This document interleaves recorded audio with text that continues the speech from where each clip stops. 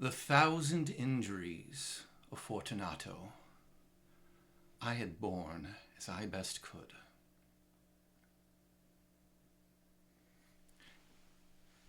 But when he ventured upon insult, I vowed revenge. You, who so well know the nature of my soul, will not suppose, however, that I gave utterance to a threat. At length, I would be avenged. This was a point definitively settled. But the very definitiveness with which it was resolved precluded the idea of risk. I must not only punish, but punish with impunity. A wrong is unredressed when retribution overtakes its redresser.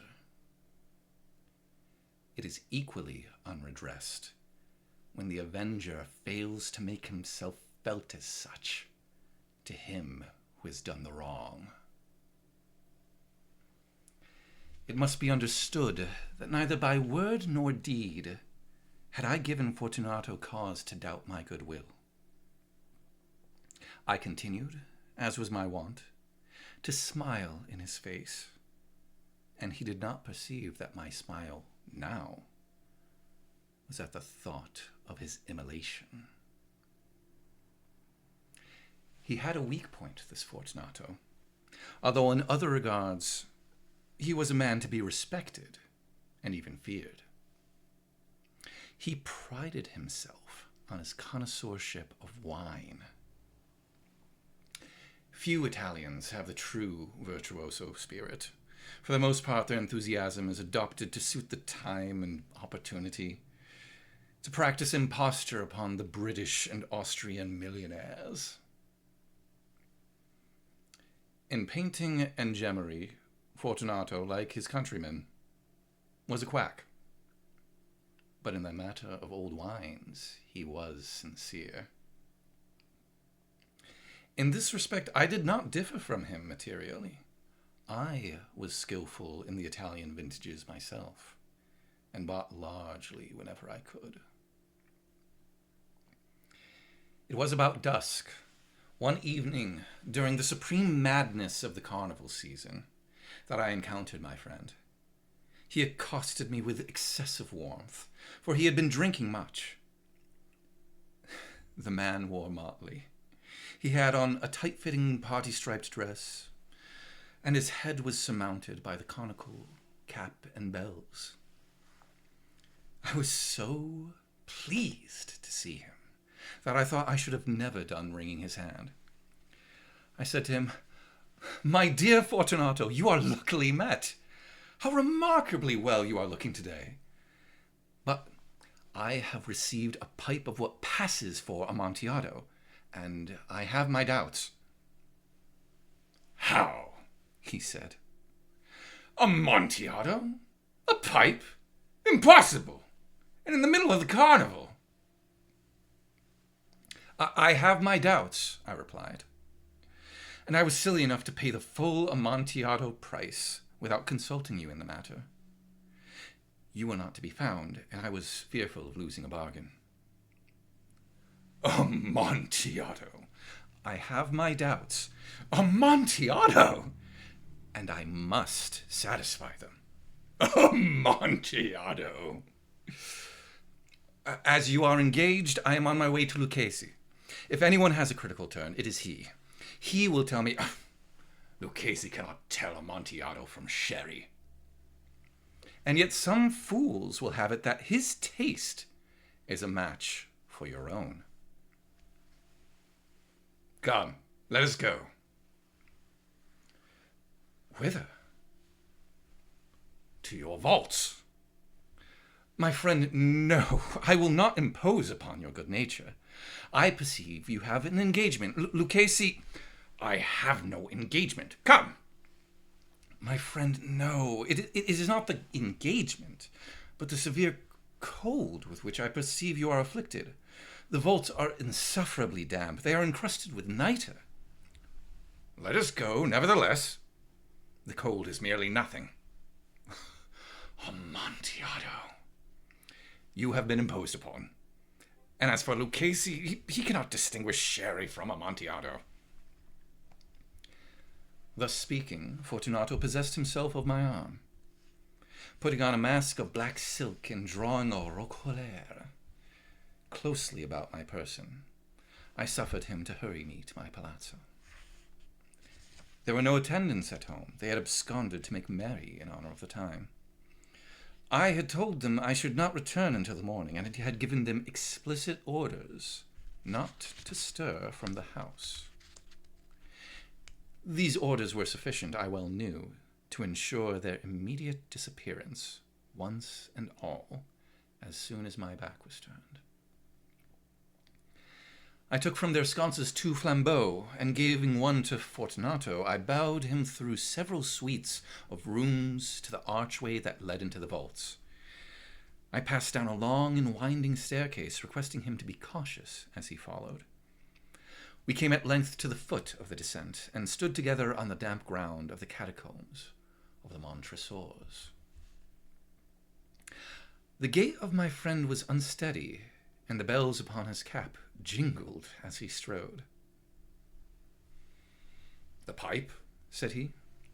"It is farther on," said I, "but observe the white webwork which gleams from these cavern walls." He turned toward me and looked into my eyes with 2 filmy orbs that distilled the rheum of intoxication. "Nitre?" he asked at length.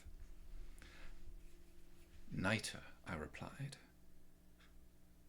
"How long have you had that cough?"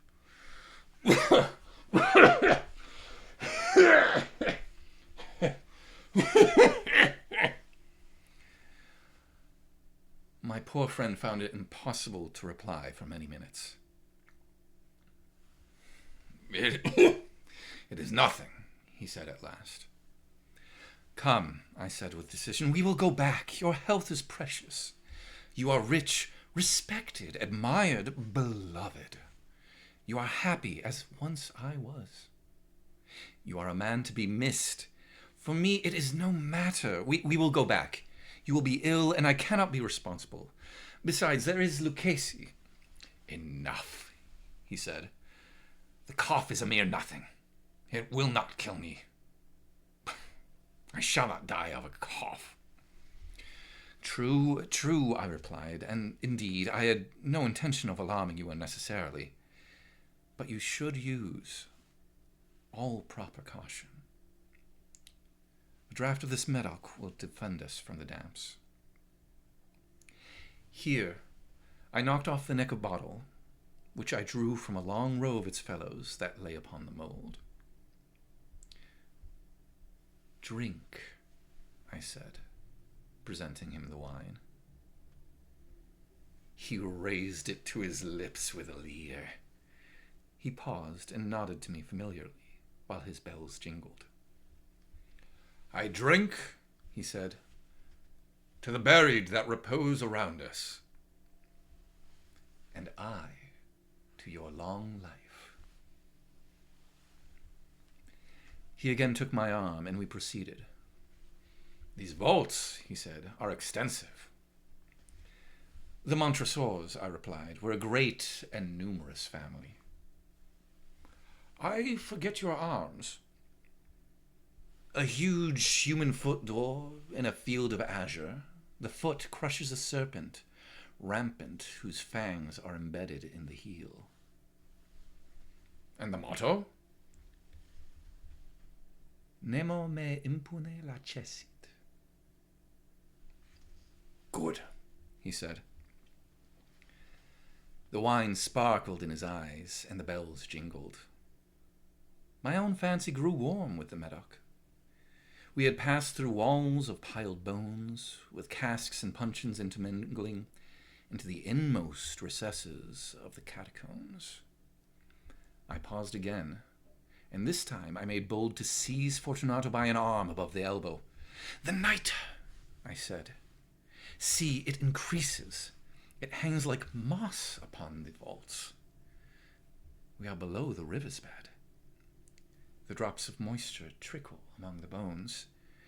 Come, we will go back ere it is too late. Your cough. It is nothing, he said. Let us go on. But first, another draught of the Medoc. I broke and reached him a flagon of de Grave. He emptied it at a breath. His eyes flashed with a fierce light. He laughed and threw the bottle upward with a gesticulation I did not understand. I looked at him in surprise. He repeated the movement, a grotesque one. You do not comprehend? He said. Not I replied. Then you are not of the Brotherhood.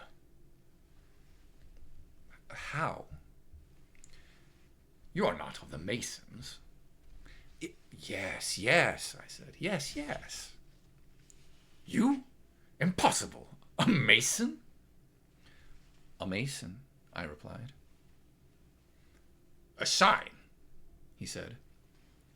It is this, I answered, producing a trowel from beneath the folds of my roquelaire.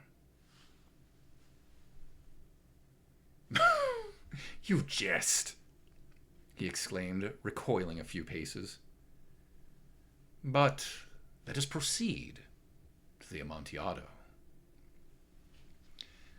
Be it so, I said, replacing the tool beneath the cloak and again offering him my arm. He leaned upon it heavily. We continued our route in search of the Amontillado. We passed through a range of low arches, descended, passed on, and, descending again, arrived at a deep crypt in which the foulness of the air caused our flambeau rather to glow than flame. At the most remote end of the crypt, there appeared another, less spacious. Its walls had been lined with human remains, piled to the vault overhead, in the fashion of the great catacombs of Paris. 3 sides of this interior crypt were still ornamented in this manner.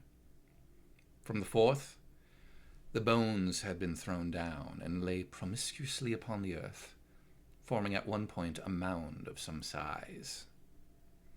Within the wall, thus exposed by the displacing of the bones, we perceived a still interior recess, in depth about 4 feet, in width 3, in height 6 or 7. It seemed to have been constructed for no especial use within itself, but formed merely the interval between 2 of the colossal supports of the roof of the catacombs, and was backed by one of the circumscribing walls of solid granite.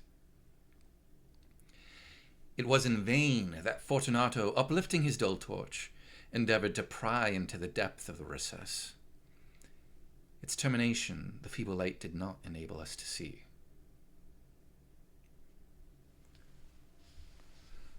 Proceed, I said. Herein is the Amontillado. As for Lucchesi, he is an ignoramus, interrupted my friend, as he stepped unsteadily forward, while I followed immediately at his heels. In an instant he had reached the extremity of the niche, and finding his progress arrested by the rock, stood stupidly bewildered. A moment more, and I had fettered him to the granite.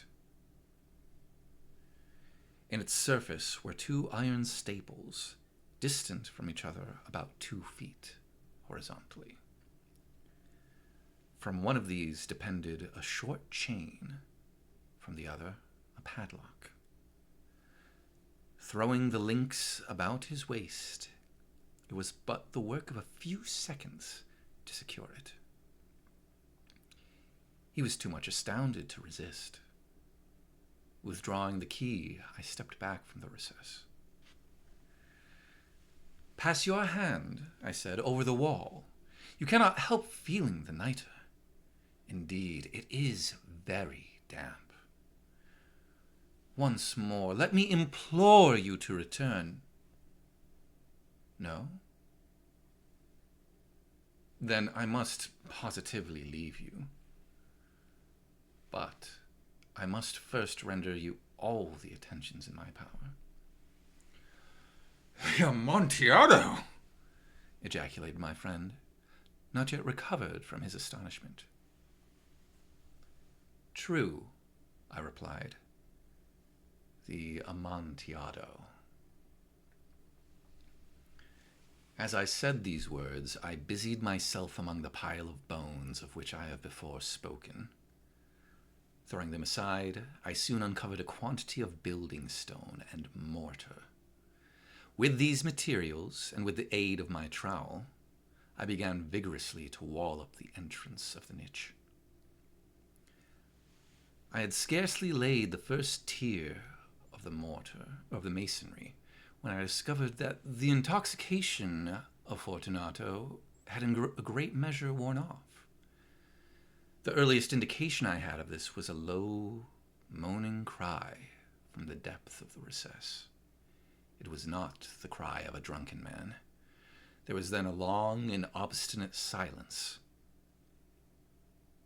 I laid the second tier, and the third, and the fourth, and then I heard the furious vibrations of the chain. The noise lasted for several minutes, during which, that I might hearken to it with more satisfaction, I ceased my labors and sat down upon the bones. When at last the clanking subsided, I resumed the trowel, and finished without interruption the fifth, the sixth, and the seventh tier. The wall was now nearly upon a level with my breast. I again paused, and, holding the flambeau over the mason-work, threw a few feeble rays upon the figure within. A succession of loud and shrill screams, bursting suddenly from the throat of the chained form, seemed to thrust me violently back. For a brief moment I hesitated. I trembled. Unsheathing my rapier, I began to grope with it about the recess, but the thought of an instant reassured me. I placed my hand upon the solid fabric of the catacombs, and felt satisfied. I reapproached the wall. I replied to the yells of him who clamored. I re-echoed. I aided. I surpassed them in volume and in strength. I did this, and the clamorer grew still. It was now midnight, and my task was drawing to a close. I had completed the 8th, the 9th, and the 10th tier. I had finished a portion of the last and the 11th. There remained but a single stone to be fitted and plastered in. I struggled with its weight. I placed it partially in its destined position. But now there came from out the niche a low laugh that erected the hairs upon my head. It was succeeded by a sad voice, which I had difficulty in recognizing as that of the noble Fortunato. The voice said,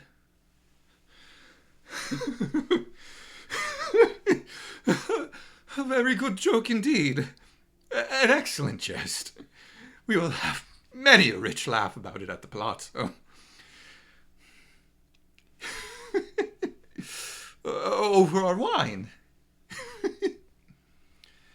"The Amontillado," I said. "Yes, the Amontillado. But is it not getting late? Will not they be awaiting us at the palazzo, the Lady Fortunato, and the rest? Let us be gone." "Yes," I said. "Let us be gone." "For the love of God, Montresor!" "Yes," I said, "for the love of God!"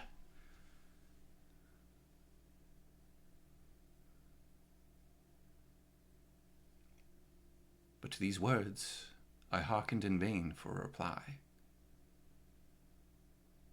I grew impatient. I called aloud, "Fortunato!" No answer. I called again. Fortunato! No answer still. I thrust a torch through the remaining aperture and let it fall within. There came forth in return only a jingling of the bells. My heart grew sick on account of the dampness of the catacombs. I hastened to make an end of my labor. I forced the last stone into its position. I plastered it up. Against the new masonry, I re-erected the old rampart of bones. For the half of a century, no mortal has disturbed them. In pace requiescat!